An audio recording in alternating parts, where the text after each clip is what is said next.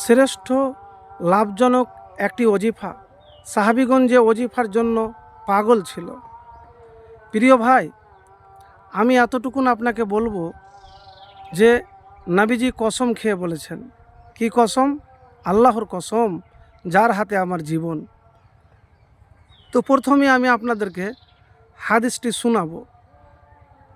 বুরাইদা রাদিয়াল্লাহু তাআলা বলেন, রাসূলুল্লাহ সাল্লাল্লাহু আলাইহি সাল্লাম দেখেন যে এক ব্যক্তি নামাজরত অবস্থায় দুয়ায় ওপরের কথাগুলি বলছে। আল্লাহুম্মা ইন্নী আসআলুকা বিআন্নী আশহাদু আন্নাকা আনতাল্লাহু লা ইলাহা ইল্লা আনতাল আহাদুস সামাদুল্লাযী লাম ইয়ালিদ ওয়া লাম ইউলাদ ওয়া লাম ইয়াকুল লাহু কুফুওয়ান আহাদ। তখন নবীজি সাল্লাল্লাহু আলাইহি সাল্লাম বলেন, যার হাতে আমার জীবন তার শপথ, নিশ্চয় এ ব্যক্তি আল্লাহর কাছে তার ইসমে আজম ধরে প্রার্থনা করেছে, দোয়া করেছে।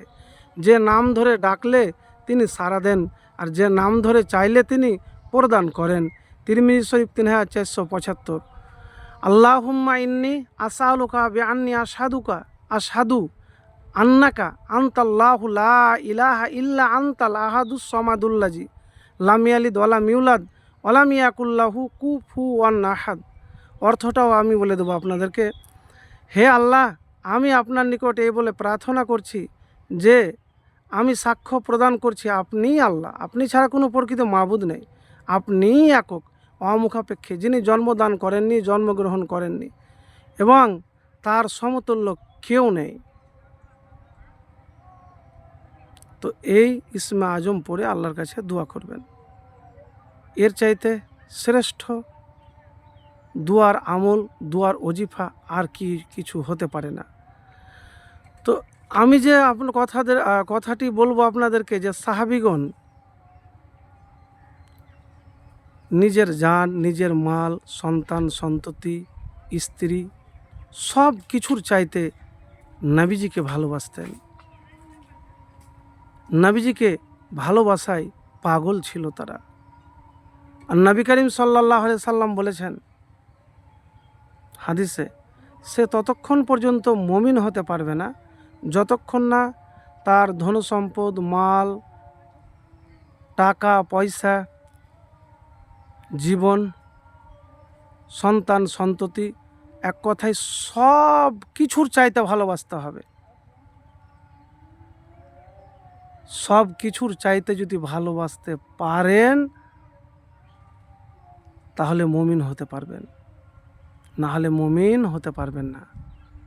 মুখে মুমিন হওয়া খুব সহজ, কিন্তু বাস্তবে মুমিন হতে গেলে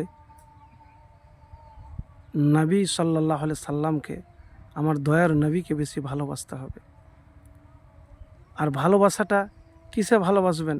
তার সুন্নাত, তার তরিকা, যে খাবার খেয়েছেন, যে কাজ করেছেন, যে কথা করতে বলেছেন, যেভাবে জীবন যাপন করেছেন, সব কিছুর অনুসরণ করতে হবে। আমার দয়ার নবীকে ভালোবাসতে হবে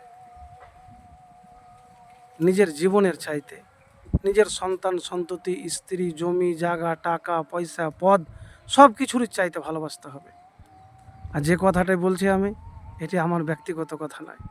আর এই আমল যদি করতে পারেন তাহলে দুনিয়ার জীবনও সুখের হবে, পরকালে জান্নাত নসিব হবে, নবীজির সুপারিশ লাভ করতে পারবেন।